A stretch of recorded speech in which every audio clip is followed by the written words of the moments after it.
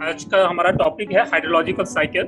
बहुत लोगों ने जो है स्कूलों में वाटर साइकिल के बारे में पढ़ा होगा, वही हाइड्रोलॉजिकल साइकिल भी है। लेकिन आज हम कोशिश करेंगे कि जो हाइड्रोलॉजिकल साइकिल जो है वो किस तरह से हमारे अलग अलग वाटर बॉडीज को क्रिएट करते हैं, उसके ऊपर हम ज्यादा फोकस करेंगे आज के दिन, है ना। ब्रॉड वाटर साइकिल आप सभी लोगों को पता होगा, इतना मुझे पता है ना, कि बादल कैसे बनते हैं, बारिश कैसे होती है, फिर इवोपरेशन कैसा होता है, ये सब कुछ पता होगा। लेकिन इस पूरी प्रोसेस के दौरान जो है हमारे अलग अलग वाटर बॉडीज कैसे मिलते हैं, उसके ऊपर हम बात करेंगे। लेकिन उससे पहले मैं एक क्वेश्चन पूछना चाहता हूँ आप लोगों से कि आपके हिसाब से जो है मेन वाटर का सोर्स क्या है? सर इसका answer rain water. Okay, rain water. So जो मैंने ये लिस्ट बनाई है, इसमें से कोई नहीं है, रिवर नहीं है, लेक नहीं है, ग्लेशियर नहीं है, ग्राउंड वाटर नहीं है, पॉन्ड नहीं है, स्ट्रीम्स नहीं है ना। ये जो लिस्ट मैंने बनाई है, इस लिस्ट को और आगे बढ़ा सकते हैं, लेकिन ये सब जो है वाटर बॉडीज हमारी, है ना। मैंने पूछा है main source of fresh water. ये सब जितने भी हैं वो हमारे आसपास दिखने वाले वाटर बॉडीज हैं, है ना। सृष्टि ने जो बोला है कि हमको जो भी पानी मिलता है वो हमको मिलता है रेन वाटर से। पानी जो बारिश आता है, ऊपर से जो शावर आती है, उसी की वजह से हमको वही मेन सोर्स ऑफ वाटर है ना।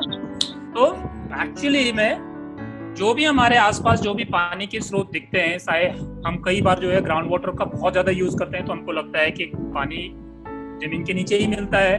कई बार हम नदी का पानी बहुत यूज करते हैं कुछ एरिया में, तो हमको लगता है कि नदी मेन सोर्स है। कई जगह हम कुएं और तालाब का करते हैं, तो लगता है कि वही मेन सोर्स है। लेकिन ये सब वाटर बॉडीज है हमारे आसपास, और उस वाटर बॉडीज में जो पानी आता है, वो पानी जो है हमेशा हमको ऊपर से ही मिलता है, जिसको बोलते हैं बारिश। तो बारिश का ही पानी है जो ये सब कुछ हमको अवेलेबल करवाता है, ये वाटर बॉडीज बनाता है, और वाटर बॉडीज बनने के बाद हमको अलग अलग रूप में हमको पानी मिलता है अलग अलग क्षेत्रों के ऊपर। कई जगह स्ट्रीम मिलते हैं, तो कई जगह तालाब मिलते हैं, कहीं कुएं मिलते हैं, तो कहीं जो है ग्लेशियर्स मिलते हैं, है ना। तो मेन जो सोर्स है वो है बारिश का पानी। अब भारत के अंदर आते हैं कि भारत के अंदर जो है बारिश कब होती है। अगर बारिश ही जो है मेन सोर्स है पानी का, तो बारिश कब होती है? बारिश को भारत में जो है 4 अलग अलग भागों में बांटा जाता है, यानी कि 4 अलग अलग मौसमों के आधार पर बांटा जाता है। पहला जो बार देखोगे आप इस बार डायग्राम में, विंटर रेन बोलते हैं, यानी कि जनवरी और फरवरी के महीने में जो बारिश होती है, जिसको बोलते हैं विंटर रेन। फिर समर रेन होती है, जो मार्च और अप्रैल और मई के महीने में जो बारिश आती है, उसको बोलते हैं summer rain. Monsoon rain, monsoon India का जो है बहुत ही फेमस सीजन है। तो ये होता है जून से लेकर सितंबर तक, ये मॉनसून पीरियड होता है ना। और लास्ट जो होता है वो होता है पोस्ट मॉनसून, यानी कि अक्टूबर से और दिसंबर के बीच जो बारिश आती है, उसको पोस्ट मॉनसून रेन कहते हैं। आप इस बार डायग्राम में देखोगे, मैंने रफ एस्टिमेट दिया है, मतलब ये एग्जैक्टली ऐसा ही हो ऐसा जरूरी नहीं है, पर रफ एस्टिमेट देखोगे, आप देखोगे कि सबसे ज्यादा पानी जो है हमारे यहाँ इस देश में, जो सबसे ज्यादा पानी बरसता है, वो बरसता है मॉनसून के दौरान। और करीब 78% जो भी पानी हमारे यहाँ आता है, जो भी बारिश हमारे देश में आती है, वो मॉनसून के महीनों में आती है, यानी कि जून, जुलाई, अगस्त और सितंबर, इन 4 महीनों में ही सबसे ज्यादा बारिश आती है। उसके बाद जो है पोस्ट मानसून में भी कई बार ज्यादा बारिश आती है, कई बार विंटर रेन भी ज्यादा हो जाती है। ये फ्लक्चुएट होते रहते हैं, लेकिन फ्लक्चुएट होने के बाद भी जो है, अगर जो सबसे ज्यादा रेन हमको मिलती है वो मानसून के पीरियड में, यानी कि 4 महीने में मिलती है। अगर आपने कई बार देखा होगा कि सबसे ज्यादा जो बारिश होती है नॉर्थ ईस्ट में, चेरापूंजी वाला जो इलाका है, वहाँ सबसे ज्यादा बारिश होती है। लेकिन बारिश जब नहीं होती है तो तब वहाँ भी सूखा पड़ जाता है। कई महीने जो विंटर के महीने होते हैं, पोस्ट मानसून जो पीरियड होता है, वो जो है वहाँ सूखा हो जाता है, क्योंकि वहाँ एक साथ जो बारिश आती है, बारिश तो बहुत आती है, लेकिन वो एक कंसंट्रेटेड है, एक टाइम पे आ जाती है, और कुछ ही महीनों के अंतराल में आती है, और फिर वो खत्म हो जाती है। तो हमारे यहाँ बहुत ज्यादा पानी जो है सिर्फ 4 महीनों में बरसता है ना। और ये वेरिएशंस हैं, कुछ प्रदेशों में कभी बारिश आती है तो कुछ प्रदेशों में कभी बारिश आती है। जैसे अगर आप हिमालयी राज्यों को देखें और जो सब हिमालयन राज्य हैं नॉर्थ ईस्ट के, उसमें जो है विंटर रेन भी काफी आती है ना, और मानसून का रेन तो है ही है वहाँ पे। और अगर आप अलग एरिया में जाएं तो ये वेरिएशंस होते रहते हैं, कभी कुछ महीने कहीं बारिश होती है तो कुछ महीने कहीं बारिश होती है, तो इसलिए इसका बहुत सारा वेरिएशंस है।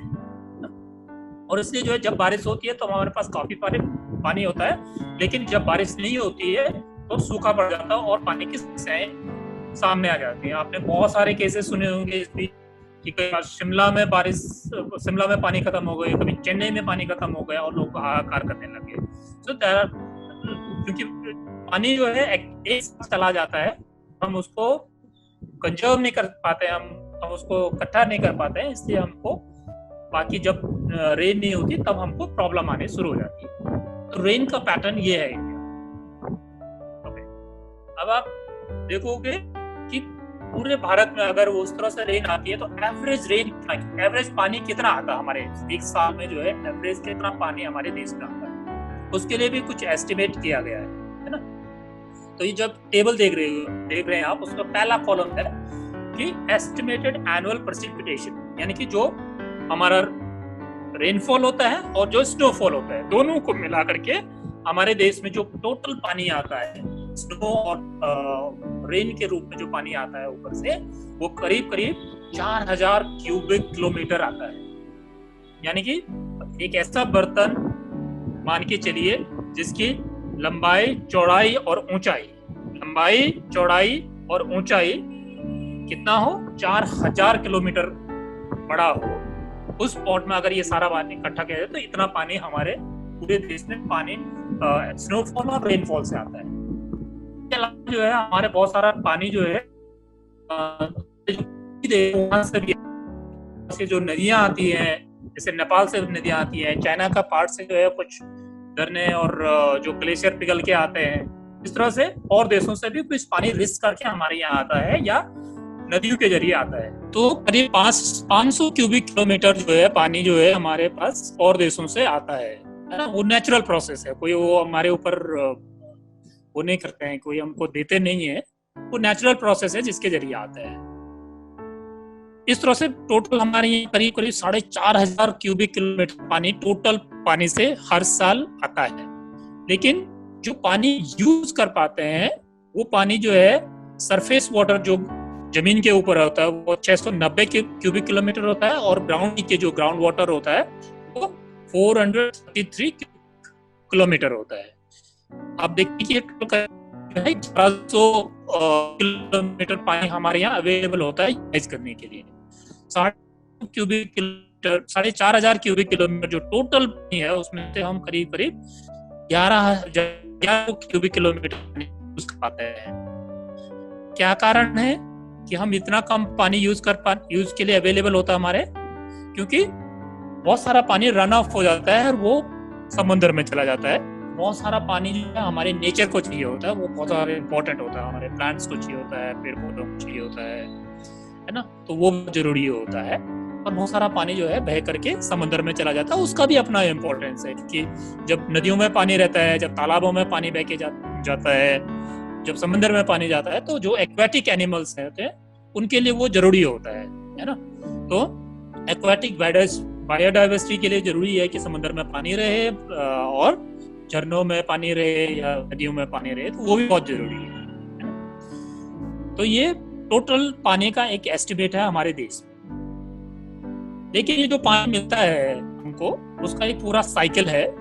जो ये जो पिक्चर देख रहे हैं आप हमारे स्क्रीन पे, वो जो बेसिक साइकिल पड़ा हो, वो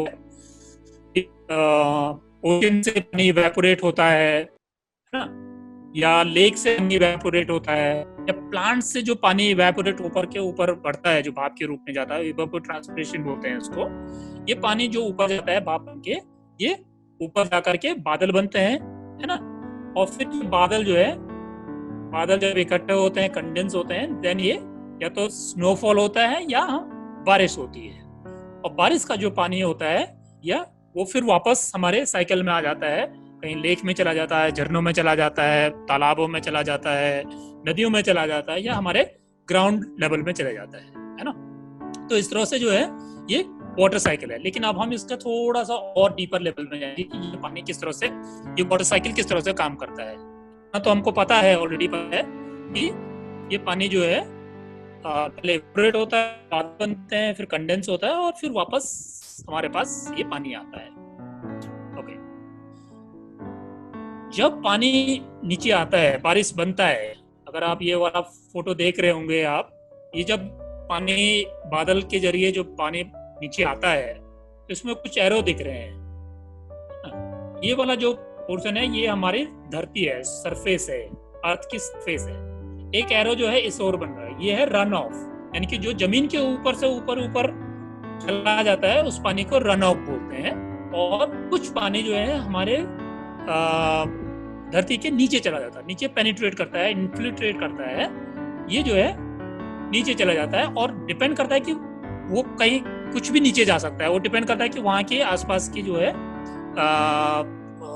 लोकेशन किस तरह की है, वहाँ की सोइल किस तरह की है, वहाँ पे पेड़ पौधों की वेजिटेशन कैसी है, वहाँ की टोपोग्राफी कैसी है, उसके आधार पे जो है वो डिपेंड करता है कि वो पानी कितना नीचे जाएगा। तो सोइल का जो जमीन के नीचे है उसको हम ब्रॉडली दो भागों में बांटते हैं। एक लेयर जो टॉप लेयर होती है सोइल की, उसको अपर सोइल लेयर बोलते हैं, और जो उसके नीचे होती है डीपर सोइल लेयर्स होती है बोलते हैं। अब ये डिपेंड करता है कि ये पानी अपर सोइल लेयर में ही रहेगा या डीपर सोइल लेयर में जाएगा। वो डिपेंड करता है वहाँ उस पर्टिकुलर एरिया, जिस एरिया में वो बारिश हो रही है, वहाँ पे सोइल किस प्रकार की है। अगर उसकी हाई, वो जो सोइल है अगर उसमें जो है जल्दी रिसता हो, जिसकी अगर परमेबिलिटी जो है ज्यादा होती है, तो पानी जल्दी से नीचे चला जाता है और ज्यादा पानी चला जाता है। तो नॉर्मली क्या होता है, जो क्ले सॉइल होती है उसमें जो है थोड़ा देर से पानी रिसता है, लेकिन एक बार अगर पानी रिस गया तो उसको होल्ड करने की उसकी बहुत पावरफुल पावर होती है, उसमें काफी पावर होती है, तो उसको काफी ज्यादा पानी को पावर होल्ड करता है। और सैंडी सॉइल होगा तो वो जल्दी तो रिस जाता है, लेकिन वो फिर जल्दी से उड़ भी जाता है, वो वहां से इवेपोरेट हो जाएगा या कहीं और निकल जाएगा वो पानी, है ना। इंटेंसिटी ऑफ रेन पे भी डिपेंड करता है। अगर बहुत तेज बारिश हो रही होगी तो वो बहुत ज्यादा, अधिकतर पानी जो है रन ऑफ में ही ऊपर निकल जाएगा और नीचे कम जाएगा। तो इसलिए जो है ज्यादा, जो जहाँ पे बहुत ज्यादा बारिश होती है वहां पे ग्राउंड अंदर पानी कम पहुंचता है। इसके अलावा वेजिटेशन, अगर वहां पे पेड़ पौधे हैं, ज्यादा पेड़ पौधे हैं, तो उससे भी जो है जमीन में पानी आने के ज्यादा चांसेस हो जाते हैं, क्योंकि पेड़ पौधों की पत्तियों से, टहनियों से जो है उसकी जो इंटेंसिटी है वो कम हो जाती है और उसकी जड़ें जो है उसको धीरे धीरे अपनी ओर पानी को खींचती है और इसलिए वो जमीनों में चला जाता है। इसके अलावा टोपोग्राफी भी जरूरी होती है, इंपॉर्टेंट चीज होती है। अगर स्लोपी है बहुत ज्यादा तो पानी जो है एकदम से फिसल करके चला जाएगा। अगर फ्लैट है तो पॉसिबिलिटी है कि पानी रुका रहेगा और फिर नीचे जाने में उसको आसानी होगी। तो जो फ्लैट रीजन्स होते हैं उसका ग्राउंड लेवल में वाटर उसका ज्यादा स्टोर होता है, और जो स्लोपी रीजन होता है उसमें कम पानी नीचे एक्यूमुलेट होता है, एक्वीफर में कम पानी जाता है। देन जब पानी अंदर चला जाता है, सॉइल के अंदर चला जाता है, तो तब क्या होता है उस पानी का। जब पानी अपर लेयर में चला जाता है, जो हमारी सॉइल की जो अपर लेयर होती है जिसमें पेड़ पौधे उगते हैं, जिसमें जहां तक जड़ें होती हैं पेड़ पौधों की, उसको अपर सॉइल लेयर कहते हैं। तब जब वो चला जाता है वो पानी, तो वो पानी या तो प्लांट्स ले लेते हैं या वो पानी जो है उसकी सरफेस में जब धूप की गर्मी पड़ेगी तो वो उससे जो है इवेपोरेट होकर के ऊपर आसमान में चला जाता है। या कुछ पानी जो है धीरे धीरे मूव करता है। ये जो लेयर है, अपर लेयर है, उससे धीरे धीरे अगर उसको कहीं ढलान मिलेगी तो वो धीरे धीरे क्या होता है, उसका सीपेज होता है और पानी धीरे धीरे मूव करने लगता है। ऐसा नहीं है कि वो स्ट्रीम जैसा बहेगा, लेकिन धीरे धीरे जो है वो सीपेज होगा उस पानी का और ढलान की तरफ निकलने लग जाएगा। और कुछ पानी जो है उससे डीपर सॉइल लेयर में चला जाता है, जिसको हम एक्वीफर भी बोलते हैं या उसको सब सॉइल लेयर भी बोलते हैं। सब सॉइल में चला जाता है, जिसको फिर हम ग्राउंड वाटर कहते हैं। तो जो अपर लेयर में है उसको ग्राउंड वाटर नहीं बोलते हैं। जब वो सब सॉइल में चले जाता है, जो लोअर लेवल होता है, लेयर होती है लैंड की, उसमें चला जाता है, तो तब उसको हम ग्राउंड वाटर कहते हैं। फिर जब ये अपर लेयर की जो वो है, अपर लेयर में जो पानी है वो इस तरह से मूव करता है। आप इसमें देख रहे हैं ऊपर बारिश आ रही है, ये जमीन के नीचे चले गए, ये 3 एरो दिख रहे हैं, ये जमीन के नीचे चला गया, फिर ये जमीन के नीचे मूव करता है किस तरफ, जिधर ढलान मिलेगी उसको, जिधर उसको स्लोप मिलेगा, धीरे धीरे उधर वो जाने लग जाता है। और अचानक से देखोगे खास तौर से पहाड़ों में, और जगह भी होता है लेकिन खास तौर से पहाड़ों में आप देखोगे कहीं पे अचानक से जमीन के नीचे से एक पानी की धारा निकलने बैठ जाती है और वो एक तरह का स्ट्रीम बन जाता है ना। तो ये उसी वो एक्चुअली वो जो सबसॉइल में हमारे जो ग्राउंड वाटर में हमारे जो हमारा धरती के नीचे जो पानी चला गया है वो जब मूव होता है और जब उसको एक ऐसी लेयर सैंड की एक ऐसी लेयर मिलती है जिसको वो आसानी से तोड़ सकती है, तो उसको तोड़ करके वो बाहर आ जाती है और वो स्प्रिंग बनती है। तो स्प्रिंग बेसिकली हमारा जो है जो ग्राउंड वाटर है उससे बनता है। तो एक ये जो हमारा वाटर एक बॉडी है, जो स्प्रिंग वाटर बॉडी है, वो हमारे ग्राउंड वाटर से बनता है। ये क्यों होता है, ये ऐसा मूव क्यों करता है? ये ऐसा मूव इसलिए करता है कि जब यहाँ से बारिश हुई, ये इस एरिया में आया, ये सॉइल का एरिया है, और सॉइल के एरिया के नीचे जो है अगर उस पर्टिकुलर एरिया में जो है एक इम्परमेबल रॉक मिल जाती है, यानी कि एक ऐसी रॉक मिल जाती है जिसके नीचे पानी का जाना संभव नहीं है, तो ये पानी यहाँ से मूव करने लगता। अदरवाइज क्या होगा, अगर ये यहाँ रॉक नहीं मिलेगी तो ये पानी और नीचे चला जाएगा। लेकिन अगर ये रॉक मिल जाती है, एक ऐसी लेयर मिल जाती है जिससे नीचे पानी नहीं जा सकता है, तो ये ऊपर ही ऊपर मूव करने लगता है एंड देन वो एक स्प्रिंग का रूप ले लेता है कहीं पे जहाँ पे उसको एक पर्टिकुलर जगह मिल जाती है। इसके अलावा वेल्स, जो अलग अलग जगह बहुत सारे एरिया में जो हम वेल्स बनाते हैं, कुएं बनाते हैं, वो भी जो है ग्राउंड वाटर का है। तो ये तो हम खोद करके हम डिग करते हैं, वेल डिग करते हैं, और ये यहाँ तक डिग करते हैं जहां तक हमारा ग्राउंड वाटर का टेबल होता है, जो एक्विफर होता है, जहाँ पे पानी जमा होता है, जो ग्राउंड वाटर पानी जमा होता है, वहां तक हम उसको डिग करते हैं। अगर आप ये दूसरा वाला फोटो देखेंगे उसमें वो डिग करते करते उस लेयर तक पहुंच गया जहाँ पे पानी एक्यूमुलेट रहता है। इसको एक्विफर बोलते हैं इस एरिया को, जहाँ पे ये पानी एक्यूमुलेट रहता है। तो इसलिए हम वेल से भी पानी लिफ्ट कर सकते हैं, इससे पानी निकाल सकते हैं। लेकिन ये तो था ग्राउंड वाटर के बारे में। जो रन ऑफ वाटर होता है, जो लॉन्ग सरफेस जो मूव करता है जो पानी, उसका क्या होता है? उसका क्या होता है कि जब ये बारिश होती है तो कुछ पानी तो नीचे चला जाता है, धरती के नीचे चला जाता है, लैंड के नीचे चला जाता है, कुछ वो ग्राउंड वाटर का रूप ले लेता है। कुछ पानी जो है स्लोप के साथ साथ जो है जो ढलान वाले एरिया में उस तरफ वो बहने लग जाता है, और जब वहां पे उसको एक जगह मिलती है जहाँ पे वो पानी एक्यूमुलेट हो सकता है, इकट्ठा हो सकता है, वहां पे जो है वो आकर के इकट्ठा हो जाता है। और ये वही लेवल होता है जो ग्राउंड लेवल का लेवल होता है, ग्राउंड वाटर का लेवल होता है, लेवल हो उस लेवल तक ये पानी एक्यूमुलेट हो सकता है। तो इस तरह से ये ऊपर ही ऊपर मूव करने के बाद जो है जो सरफेस वाटर के जो हमारे वाटर बॉडीज होते हैं वो क्रिएट करते हैं, है ना। अब देखते हैं हम, ये एक सरफेस वाटर का लेक है, सरफेस वाटर का जो वाटर बॉडी है ना, लेक उसमें से एक इम्पोर्टेंट है। इसमें क्या होता है कि जब हमको जो है एक ऐसी ज्योग्राफिकल लोकेशन मिलती है जहाँ पे ड्रेनेज नहीं मिलता पानी के लिए, है ना। चारों तरफ से पानी आ रहा है, इसमें पहाड़ी के ऊपर से पानी आ रहा है, चारों तरफ से ढलान है, और नीचे जो है एक जगह पे गहरा है, तो ये पानी चारों तरफ से आकर के इसमें इकट्ठा हो जाता है और ये लेक बन जाता है, तालाब बन जाता है, झील बन जाती है ना। इसमें क्या होता है कि एक तो सरफेस वाटर का पानी भी आता है और इसमें ग्राउंड वाटर का पानी भी सीपेज होकर के आता है। तो जब बारिश आती है तो हमको सामने दिखता है कि ऊपर पहाड़ियों से या चट्टानों से जो है तेजी से पानी बह करके नीचे लेक में आ रहा है, वो हमको सीधे आंखों से दिखता है। लेकिन जब बारिश कम हो जाती है उसके बाद भी उसमें पानी बना रहता है।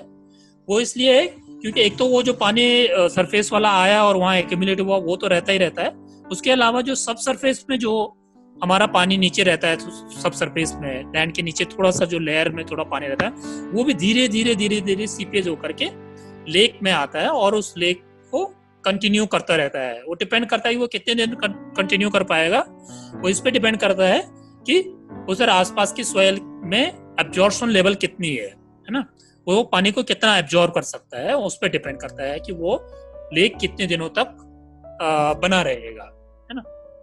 तो इसलिए जो है लेक लार्जली जो है सरफेस वाटर से बनता है, लेकिन जो सब सरफेस में जो पानी एक्यूमुलेट होता है, पानी में जो सॉइल में जो एब्जॉर्ब होता है, वो भी धीरे धीरे सीपेज होकर के लेक्स में आता है।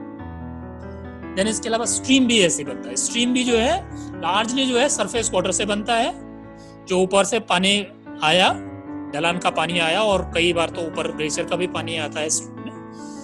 ये जो है स्ट्रीम बनाते हैं। इसमें जो है एक ड्रेनेज मिलता है। इस लेक को ड्रेनेज नहीं मिलता है, लेकिन स्ट्रीम तभी बनेगा जब हमको एक पर्टिकुलर डायरेक्शन में हमको ड्रेनेज मिलता है पानी का। तो जो ये स्ट्रीम देख रहे होंगे आप, इसका एक ड्रेनेज जो है इस तरह से नीचे आ रहा है। तो इसमें भी वही होता है, सरफेस वाटर भी इस पानी को बढ़ाता है। जब बहुत बारिश आती है तो अचानक जो है स्ट्रीम होती है उसका पानी बढ़ जाता है। लेकिन उसके अलावा जो है, जो आसपास का जो सॉइल ने पानी को एक्यूमुलेट किया रहता है, एब्जॉर्ब किया रहता है, वो भी धीरे धीरे सीपेज होकर के इस स्ट्रीम को जिंदा रखता है। और वो कब तक जिंदा रहेगा? कई स्ट्रीम जो है जल्दी मार्च के महीने में ही सूख जाती हैं, कई जो है फरवरी के महीने में ही सूख जाती हैं, है ना।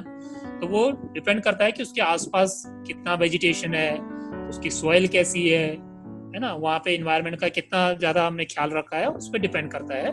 जितना ज्यादा एक्यूमुलेट उसके आसपास की जमीन जो है पानी को एक्यूमुलेट एब्जॉर्ब कर सकती है, उतना देर तक जो है वो स्ट्रीम बना रहेगा। तो जो स्ट्रीम 12 महीने चलते हैं, उसका मतलब के आसपास जो है इन्वायरमेंट ठीक है, उसके आसपास का वेजिटेशन अच्छा बना है और वो पानी अच्छे से एब्जॉर्ब कर लेती है। तो ये तो था कि हम किस तरह से जो है पानी को जो हमारा वाटर साइकिल है, उसके बाद जो है हमारे अलग अलग वाटर बॉडीज हमारी धरती पे कैसे कैसे बनते हैं और फिर हम उसका उपयोग करते हैं, वो तो हमको पता है। और उसका कैसे हम अच्छे उपयोग करेंगे उसके बारे में हम अलग से सीखेंगे। लेकिन अभी जो मैंने ये बताया, ये बहुत किताबी ज्ञान है ना, इसमें कोई बहादुरी नहीं है कि इसमें बहुत कुछ नया बता दिया होगा। ये आप लोग जो है खुद भी पढ़ोगे तो आपको ये सब कुछ मिल जाएगा। लेकिन जो इम्पोर्टेंट चीज है, अब वो संजय जी हमारे साथ बताएंगे।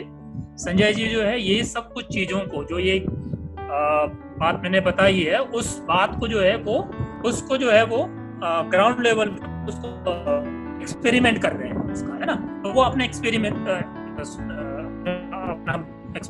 जो भी कर रहे हैं, उनको एक्सपेरिमेंट करें, एक्सपीरियंसेस हैं जो वो बताएंगे। संजय शर्मा जी के बारे में बता दो। संजय शर्मा जी IIT खड़गपुर से बहुत पहले उन्होंने इंजीनियरिंग की है, और उसके बाद जो है उन्होंने बहुत सारे एकेडमिक इंस्टीट्यूशंस में काम किया है, उन्होंने बहुत सारे टेक्निकल इंस्टीट्यूशंस में पढ़ाया है। लेकिन उसके साथ साथ उन्होंने जमीन पे भी बहुत सारा काम किया। उन्होंने बंगाल में काम किया, उन्होंने उड़ीसा में काम किया है, और अभी जो है वो मध्य प्रदेश में पानी के ऊपर काम कर रहे हैं, है ना। और उन्होंने हमें पूरे मतलब जिंदगी भर उन्होंने जो है पानी के ऊपर ही काम किया है, इसलिए उनका बहुत बड़ा एक्सपीरियंस है। तो हम चाहेंगे कि अब वो टीकमगढ़ मध्य प्रदेश में आता है, बुंदेलखंड का जो रीजन है, वहाँ किस तरह का काम कर रहे हैं वो बताएंगे। Over to you Sanjay ji. Thank you very much Jeet ji, and I feel privileged. ये बड़ा सुनहरा मौका है कि देश भर के विभिन्न जगहों के कम से कम 5-7 प्रदेश आपने गिनाए, बच्चे यहाँ पे हैं। And hello everyone, hello dear children and hello colleagues and RGF, सबको मेरी तरफ से सलाम, नमस्कार, आदाब। Let's start. तो मित्रों, ये देख रहे हैं जो इलाका आपके सामने स्क्रीन पे है, ये इतना हरा भरा या सुनहरा या पानी से भरा हुआ नहीं था। मैं आपको कुछ और जगह दिखाने वाला हूँ ये किस तरह का था। और नॉर्मली आप भी जिस इलाके में रहते होंगे, भारत का 2/3 इलाका ऊंचा नीचा इलाका है, और पिछले कई वर्षों से विकास के नाम पे जो चारों तरफ कार्य हुआ है, विकास तो देश में हुआ है और सभी सरकारें अपनी तरफ से प्रयास करती ही हैं। लेकिन विकास की जो धारा चली है पिछले, मैं तो कहूँगा बल्कि जब यहाँ ब्रिटिशर्स भी थे, अंग्रेजों के समय से ही और स्वतंत्रता के बाद से भी, विकास के साथ साथ हम अपने पर्यावरण की रक्षा नहीं कर पाए, पेड़ों की रक्षा नहीं कर पाए, पहाड़ों की रक्षा नहीं कर पाए। पहाड़ों में जंगल बेतहाशा कटे, नदियों के आसपास जिस इलाके में मैं रहता हूँ, और कल ही मैं फील्ड में घूमने गया था, मुझे हमारे मित्रों ने बताया कि नदी के दोनों तरफ स्वतः उगने वाले बहुत सारे कवा, यानी यहाँ की भाषा में अर्जुन को कवा कहते हैं, बहुत ही सुंदर सुंदर बड़े बड़े वृक्ष थे, उनको सालों साल काटा गया बेतहाशा रूप से। यहाँ पर जिस इलाके में मैं रहता हूँ, वहाँ पर पहाड़ों को तोड़ तोड़ के पत्थर की खदानें बनाई गई। गवर्नमेंट की पॉलिसी तो है कि पत्थर समाज के लिए या पत्थर के टुकड़े समाज के लिए, सड़क के लिए, मकान बनाने के लिए, विभिन्न कंस्ट्रक्शन एक्टिविटीज के लिए आवश्यक होते हैं। At the same time government policy says कि जितना आप अंश नष्ट करते हैं अपने कार्य में, विकास के कार्य में, उतना या उससे अधिक आपको कहीं ना कहीं पेड़ लगा देना चाहिए। ये प्रैक्टिस में हो नहीं पा रहा है, जिसके कारण भारत उजड़ रहा है। आप जिस इलाके में रह रहे होंगे, कुछ बच्चे साहब ने बताया नॉर्थ ईस्ट के हैं, उत्तराखंड के हैं, यूपी के हैं, विभिन्न इलाकों में देखे होंगे जंगल नष्ट होने से बेटा क्या होता है प्यारे बच्चों की, चारों तरफ से जो बेसिकली बारिश का जब पानी आता है तो तुरंत यदि जंगल रहते, जैसे जीत भाई साहब भी बता रहे, तो पानी पहले ऊपर वाली जो कैनोपी कहते हैं पत्तों पर पड़ेगा, तने पर पड़ेगा, और धीरे धीरे, और नीचे में एक अच्छा खासा सॉइल मास होता है, जो कि सॉइल मास के ऊपर जब पत्ते पड़े रहेंगे तो एक अच्छे खासा एक ह्यूमस क्रिएट करेगा, बहुत अच्छी मॉइस्चर कंडीशंस क्रिएट करेगा, और डायरेक्ट पानी आपका पहाड़ पे या जहां पर भी पेड़ रहते हैं जमीन पर नहीं पड़ेगा, और जमीन पे मिट्टी का कटाव नहीं करेगा। आजकल क्या है, क्योंकि 80-90% इलाकों में जहां मैं जाता हूँ, मेरा दिल काफी दुखता है इस मामले से, सीधा जब स्लोप्स में खासकर और दूसरी जगहों में भी जब पानी सीधा मिट्टी पर, पहाड़ पर, स्लोप्स पर पड़ता है तो वो अपने साथ मिट्टी को बहा के ले जाता है। तो ऊपर में, जैसे जीत भाई साहब बता रहे थे कि बहुत सारी जगहों में आपके जैसे क्लेई सॉइल नॉर्मली रही है, क्लेई सॉइल मिट्टी के साथ बहुत जल्दी घुल जाती है, घुल के वो जल्दी बह जाती है। इसलिए आप देखते होंगे बरसाती नालों में सफेद पानी या नीले पानी के बदले में, मतलब उसमें नीलापन ना होने के बदले उसमें मटमैलापन होता है, बहुत सारी मिट्टी घुल के आती है, खासकर फ्लड्स में। और जो जी वैसे बताते हैं करीब 78% of rainfall that occurs in a year that occurs during the monsoon. ये चाहे बच्चे हमारे कुछ यहाँ पे कश्मीर से जिन्होंने ज्वाइन किया, उत्तराखंड से, हर जगह में हम ये फील कर सकते हैं कि नदियाँ बहुत तेजी से, नाले बहुत तेजी से बहते हैं जब बारिश का समय होता है। बाकी समय में क्योंकि वो बह जाता है पानी, अन्यथा पहले क्या होता था, करीब 50 साल पहले तक की बात मैं बता सकता हूँ, 100 साल पहले की बहुत सारे लोग बताते हैं, डॉक्यूमेंटेड है, बड़े बूढ़े गाँव में, चाहे 50 के हों, 60 के हों, 70 के लोग सभी बताते हैं कि पहले जब वन जंगल हुआ करते थे तो पानी रिस के जाता था और नदियों में 12 महीने पानी रहता था। अभी इस इलाके में मैं हूँ, एक नदी है उर नदी, जिसको जीत जी ने बताया, तो उर रिवर में पहले 12 महीने पानी रहता था। ऐसे गांव के जो 60, 70, 80 साल के बूढ़े हैं उन्होंने बताया। लेकिन पिछले करीब 20-30 सालों से ये देखने में आ रहा है कि वो जो पानी है वो 7-8 महीने में ही, यानी कि करीब आप समझिए फरवरी के मध्य, फरवरी के अंत, depending on the type of rainfall that has occurred in year, उस साल कैसी बारिश है उसके अनुसार 15, 20, 30 फरवरी, 28 फरवरी तक बेसिकली नदी खाली हो जाती है। ऐसे में ये बहुत मतलब जबरदस्त पूरे के पूरे देश के लिए, देश की इकोनॉमी के लिए, किसानों के लिए, गांव में रह रहे लोगों के लिए बहुत ही जबरदस्त आघात का मामला है। अब इसमें या तो हम सिर पे हाथ रख के दुखी होकर बैठ जाएं, या हमारे पास चारा है कि इसको हम मनुष्य होने के नाते, मानव होने के नाते, पढ़े लिखे व्यक्ति होने के नाते अपने आसपास के गाँव के इलाकों में जाएं, किसानों को संगठित करें, उन्हें बताएं कि अभी this is not the end of the world, ऐसा नहीं है कि सब कुछ अंत हो गया है, फिर से हम प्रयास कर सकते हैं। जिस तरह का फॉर एग्जाम्पल मैं तस्वीर आपको दिखा रहा हूँ, ये एक खेत की तस्वीर है, ये इसी तरह से, लेकिन जिस तरह मैं बता रहा हूँ उसमें मुश्किल से एक फसल होता है, लेकिन इसमें क्या किया गया, 5 से 10% area that we leave to the farmer, किसान पर छोड़ते हैं कि अपने किसान खेत का, कुल खेत के क्षेत्रफल का, एरिया का 5 से 10% एरिया उनसे रिक्वेस्ट की जाती है, उनको समझाया जाता है कि वो पानी के स्ट्रक्चर के लिए, इसको वाटर हार्वेस्टिंग स्ट्रक्चर कहते हैं, उसके लिए छोड़ दें। जिस तरह की ये जगह बता रहा हूँ, ये एक बड़े ढलाव इलाके का, मैं अभी आपको अगली तस्वीर में दिखाने वाला हूँ, ये इस तरह के ढलान वाले एरिया है, इसका ये हिस्सा है। ऊपर में आप देखते होंगे कि करीब कुछ जगहों में 5 से 8 से 10%, हिल्स में तो 10% से भी ज़्यादा के स्लोप्स हैं वो रहते हैं। नीचे की जगहों में फिर थोड़ा कहीं पर हल्का ढलान होता है, फिर कुछ जगहों में हाई स्लोप्स होते हैं 3 से 8%, और नीचे के क्षेत्र में ज़्यादातर खेती जो है नीचे के 20 से 30% इलाकों में ही सीमित हो गई है, जहाँ पे कुछ निश्चितता होती है, चाहे वो मतलब खरीफ के इस समय में ये और धान की खेती कर रहे हो या रबी के खेतों में भी, रबी के समय में भी जब आप गेहूं इत्यादि की खेती कर रहे हैं, तब मध्यम जो कि मीडियम अपलैंड्स हैं या लोअर लैंड्स हैं, उन्हीं में खेती की जा सकती है, डिपेंडिंग ऑन कि आप किस क्षेत्र से आ रहे हैं, किस क्षेत्र की बात कर रहे हैं। अलग अलग इलाकों में थोड़ा बदलाव होता है। फॉर एग्जाम्पल ये कुछ छवि जो मैं आपको दिखाऊंगा, ये एग्रोक्लाइमेटिक जोन 7 से हैं, अर्थात पश्चिम बंगाल, झारखंड और छत्तीसगढ़ की तरफ के इलाके। कुछ जो पहली वाली छवि मैंने जो आपको ये वाली दिखाई थी,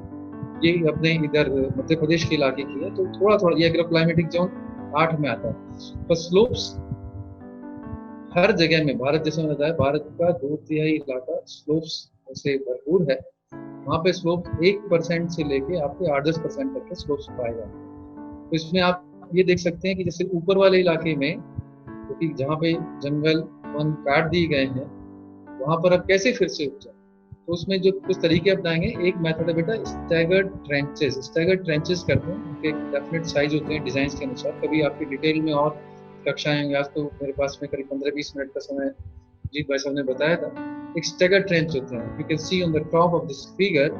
तो ये स्टैगर्ड माने एक दूसरे से थोड़ी हिली हुई उस जगह पे लगाते हैं, पानी एक साथ जबरदस्त फ्लो के साथ ना आए और हर जगह में छोटी मोटी रुकावट मिले। नीचे वाली जमीनों में वाटर हार्वेस्टिंग स्ट्रक्चर या पूरी की पूरी जमीन को छोटे छोटे अंशों में 30 to 40 फीट के अंश में, यदि वो वहाँ पे पहले से खेत नहीं है या खेत है तो जैसे मैंने बताया 5 से 10% इलाके में करीब 10 फुट गहरा यदि आप एक वाटर हार्वेस्टिंग स्ट्रक्चर बनाएंगे तो पानी वहाँ रुकता है। पानी रुकने से क्या है बेटा, जो पानी भाग जाता सरफेस पर दौड़कर और जाकर नदी नालों में बाढ़ क्रिएट करता, वो अब रुक जाता है। और उसको हम, जैसे सर ने बताया था पिछले में, उसको हम फिर अनुमति दे रहे हैं। We are in fact asking it to go inside the soil. वो सॉइल मास को जाके एनरिच कर रहा है, सैचुरेट कर रहा है, और धीरे धीरे जैसे ही सॉइल मास में जा रहा है उसकी गति करीब 1/20 हो जाती है, डिपेंडिंग ऑन द सॉइल। कहीं पे वो 1/15 होगी यदि फास्ट हो, यदि वो सैंडी सॉइल्स हैं या ग्रेवल वाली सॉइल्स हैं। कुछ जगहों में यदि क्लेई सॉइल्स हैं तो वो 20 से 30 गुना भी स्पीड मतलब कम हो जाती है। जब स्पीड पानी के बहने की बेटा कम हो गई तो पानी धीरे धीरे करके आएगा, और जो जल, बहुत वर्षा का जल तेजी से जाकर चारों तरफ फ्लड क्रिएट कर रहा था, वो अब आराम से पूरी की पूरी भूमि को सैचुरेट करता हुआ नीचे की भूमियों में ऊज आउट करता हुआ, जो आपको जीत सर बता रहे थे कि springs, you know how do springs form. If your ऊपर वाली जो जमीन है वहां पर यदि पर्याप्त पानी है, चाहे वो पुराने या जो मूल रूप से जंगल थे उनके रहने के कारण हो, नए जंगल लगा दिए उसके कारण हो, या जिस तरह का स्टैगर ट्रेंच या फार्म पॉन्ड्स, या कहीं पर ही यहाँ पे फार्म्स नहीं है, ऊपर की जमीन में भी छोटे छोटे 30 to 40 हिस्सों में काट कर आपने नीचे में डिप्रेशन की जहाँ पे जगह है वहाँ पे एक आपने 100 CFT का गड्ढा बनाया, जिससे पानी को आपने परकोलेट करने के लिए अलाउ किया। So instead of running, it goes down as I just said. So look into this. Like this is it. आप बहुत सारी जगहों पे पिट्स क्रिएट कर रहे हैं लोअर लैंड्स पे, ठीक है। पानी इसमें जो डायग्राम है जहाँ पे पिट बनी हुई है वो लोअर साइड है, और पानी उधर से भागता है। तो भागने के बदले क्या करेगा कि वो रुक जाएगा वहां पर। तो हर खेत में या हर आपकी स्ट्रेच में छोटे छोटे आप इस तरह के प्लॉट्स बनाकर, जहाँ प्लॉट्स नहीं बने, जहाँ प्लॉट बने हैं उसमें नीचे की तरफ आप इस तरह की एक पिट बना सकते हैं। You know the water percolation, very simple technology. तो इसमें बहुत ज्यादा मिसाइल टेक्नोलॉजी, बहुत ज्यादा आपको स्पेस टेक्नोलॉजी, इस तरह की रॉकेट टेक्नोलॉजी, इस तरह की आवश्यकता नहीं। बहुत सिंपल टेक्नोलॉजी से हम देश में नदियों का और प्रकृति का पुनर्जीवन कर सकते हैं। ये इसमें दिखाने का प्रयास करें। कुछ और आपको स्लाइड से बताता हूँ और उसके बाद आपके प्रश्न होंगे तो उन पर आएंगे कि आपने अपने इलाकों में जहाँ की भी आप रहने वाले हैं, आपने जंगल, वन, हरियाली उजड़ते देखी होगी। तो इसका ये समाधान है। कैसे बेटा? पानी रोकोगे तो भूमि सैचुरेट होगी, भूमि सैचुरेट होगी तो धीरे धीरे इलाके में पानी रहेगा, तो फसलें भी होंगी। जैसे आपके सामने जो लेफ्ट हैंड वाली पिक्चर है, ये एक आपका पैडी फील्ड है, धान का खेत है। बीच में आपने पहले इस तरह का यहाँ पे पिट नहीं होती थी। 5% टैग का मतलब है कि 5%, 5 से 10%। फिर हमने धीरे धीरे प्रयोग किया। कुछ किसानों ने कहा नहीं 5 से भी ज्यादा, चूंकि वो यदि एक से ज्यादा फसल लेना चाहते हैं, उसकी श्योरिटी चाहते हैं, तो उन्हें 5 से 10% जमीन भी अपनी से कंट्रीब्यूट करनी पड़ेगी। वो एक लॉस नहीं है, क्योंकि एक तो क्रॉप पे अनसर्टेनिटी, अनिश्चितता खत्म हो गई, दूसरे पूरी की पूरी भूमि सैचुरेट हो गई, तो पूरे इलाके की वाटर टेबल उठ जाती है उससे आप आसपास के कुओं में फिर से जो पानी आने लगता है, तो बहुत सारे कुएं सूख जाते हैं, या कहीं पे बोरिंग भी है। हालांकि बोरिंग कुएं में रहने वाले पानी को खींचता है, से negative intervention in terms of water table को नीचे करता है। पर यदि आपने चारों तरफ से वाटर हार्वेस्टिंग कर दी है, तब हमारा अधिकार बनता है। कुछ इस तरह के गांव हैं, जैसे जी हमारे साथ यहाँ पे बगल के जिले में अनोरा विलेज में गए थे, उसकी यादों को फिर से बता पाएंगे तो और अच्छा होगा कि वहाँ पर इतना ज्यादा पानी कि यदि आप 12 महीने भी, और पूरे के पूरे गांव में यदि आप वहाँ पे बोरिंग से आप मशीन्स भी चलाते हैं, तो पूरे का पूरा पानी को पंप कर सकते हैं। That's how it happens. Right hand side जो आप पिक्चर देख रहे हैं, ये पूरी की पूरी बैरन स्लोप्स हो गई। इस तरह से पानी को कंजर्व किया आपने, और फिर वहाँ पे आपने घास लगाई, पेड़ पौधे लगाए, और इस तरह से हरियाली। पीछे में जो हिल्स हैं दूर से जो सुंदर दिखती है, पास में जाओगे तो उजड़ी हुई दिखती है। इस तरह से आपने इसको, इसकी हेल्थ में आपने इसको लौटाया। फिर आप अगली पिक्चर इसी तरह की है। इसमें फिर आसपास के समाज के, गांव के, सरकार के अधिकारी भी जुटते हैं, और समाज में हमें सभी वर्गों को साथ लेके चलना पड़ेगा।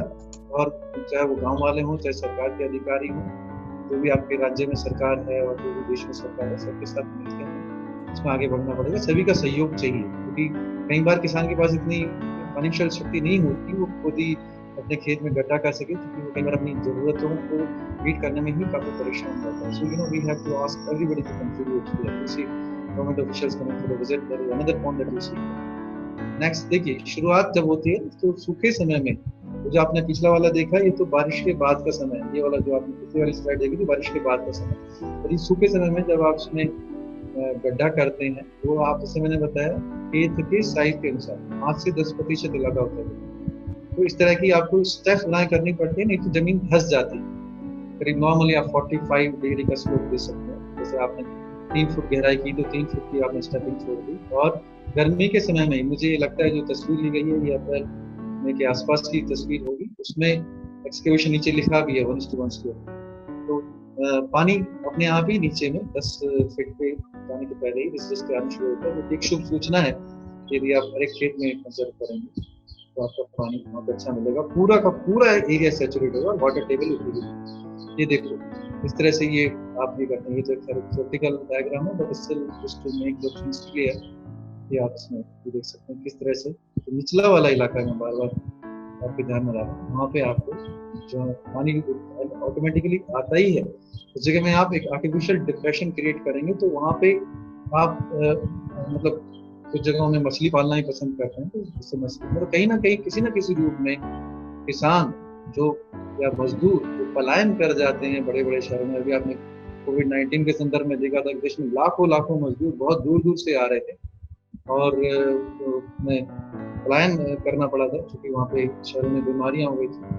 तो यदि हम इस प्रकार से बहुत सिंपल टेक्निक से वाटर कंजर्व करके खेतों में ज्यादा पानी सुनिश्चित करें, वाटर टेबल को उठा दें, तो हर किसान और हर मजदूर को आज भी इंक्रीज्ड पॉपुलेशन होने के बावजूद वहीं पर एम्प्लॉयमेंट मिल सकता है। ये हमारा अनुभव, जिन जिन गाँव में हमने काम किया है, कम से कम 100 गाँव में काम कर चुके हैं। चिकची भी इसके बारे में और इस तरह की भूमि आपने बेटा अपने चारों तरफ बहुत सारे हिलॉक्स पे, पहाड़ियों पे आपने देखी होगी। और ये जो सामने तस्वीर है, ऐसे हिलॉक्स पे गर्मी के समय में इस तरह के जो स्टैगर्ड ट्रेंच है, स्टैगर्ड माने एक दूसरे से थोड़ी हिली हुई, स्टैगर्ड तो पानी ऊपर से आएगा तो दौड़ के तुरंत डिप्रेशन क्रिएट नहीं करेगा, गलीज क्रिएट नहीं करेगा, पानी इसमें रुक रुक के जाएगा। इससे जाने से पानी रिसेगा। और आसपास में जो घास देख रहे हैं, ये कुछ सालों में घास बड़ी होगी, बहुत बाबुई घास है। इससे आपको अपने जो गांव का जिनको बच्चों का अनुभव होगा, आप ये समझ सकते हैं कि इस तरह की घास से रस्सियां भी गांव वाले बनाते हैं। धीरे धीरे अब जब आप एरिया को प्रोटेक्ट करते हैं तो पूरे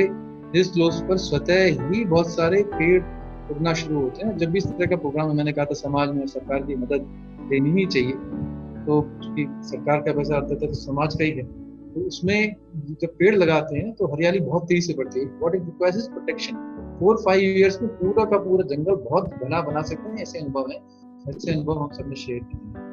ये देखिए, ये मैं आपको दिखाना चाह रहा हूँ, जो लैंड बैरन हो जाती है, अपर लैंड्स है, जिसमें ये पहली वाली ऊपर वाली तस्वीर है, ये धीरे धीरे जिसमें चिकनी मिट्टी जो क्ले सॉइल है वो बह के निकल जाती है, तो पथरीली और रेतीली जमीन ऊपर आ जाती है। पर फिर भी उसमें भी हम यदि वाटर कंजर्व करें, समझ आता है निचले हिस्से में इस तरह के पिट्स बनाकर, नीचे वाले डायग्राम में, तो धीरे धीरे ग्रासेस और ट्रीज प्लॉट में शुरू करते हैं, we can make a very very beautiful green. So young people can really do a lot. ये जस्ट मैं एक डेमोन्स्ट्रेशन बता रहा हूँ। आपका हमारे इलाके में स्वागत भी होगा आने के लिए, घूमने के लिए, समझने के लिए। ऐसे और इलाके आपके घर के पास बता सकते हैं इस तरह के कार्य करते हैं, और मिलजुल के देश के पर्यावरण को हमें बचाना होगा, एनवायरनमेंट को हमें बचाना होगा। ये मैं फिर से एक दूसरे इस तरह की पिक्चर दिखा रहा हूँ। If we really conserve it, lot of water can be conserved. ये पानी रिस्क कहाँ जाएगा? अंततः रिस्क ये तो जो पास का नदी नाला है उसको पुनर्जीवित ही करेगा।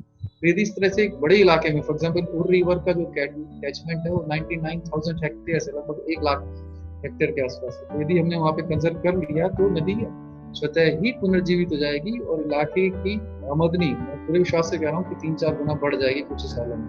तो उसमें समाज के सभी वर्गों को, समाज को आना पड़ेगा, सरकार को आना पड़ेगा, जो NGOs हैं जैसे RGF, RGICS ग्रुप है, पॉलिसीज में तो हम लोग कहते ही हैं सरकार को सपोर्ट। ये आपको पहले देखेंगे समझेंगे तभी आप पॉलिसी को कैसे इन्फ्लुएंस करना। देखिए जो बैरन इलाका था इसमें आप फिर आम भी उगा सकते हैं, घास भी उगा सकते हैं, घास विभिन्न कार्यों में लग भी सकती है। इस घास से खाट भी बुनते हैं, इस घास से विभिन्न क्राफ्ट के आइटम्स भी बुने जाते हैं।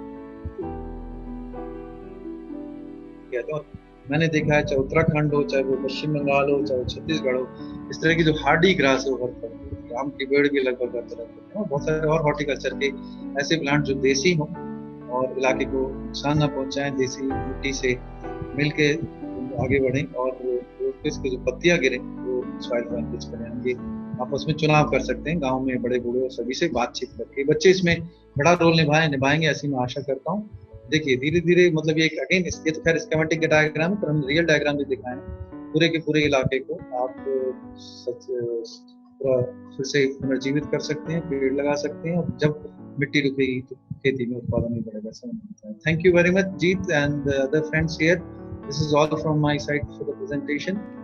So thank you very much. मिलते हैं अब हम नेक्स्ट मंडे को, that is on 29th of June, है ना। और उस दिन का टॉपिक हमारा वाटर क्राइसिस, जो असली प्रॉब्लम जिसके लिए हम सब कोर्स कर रहे हैं, वाटर क्राइसिस के ऊपर बात करेंगे।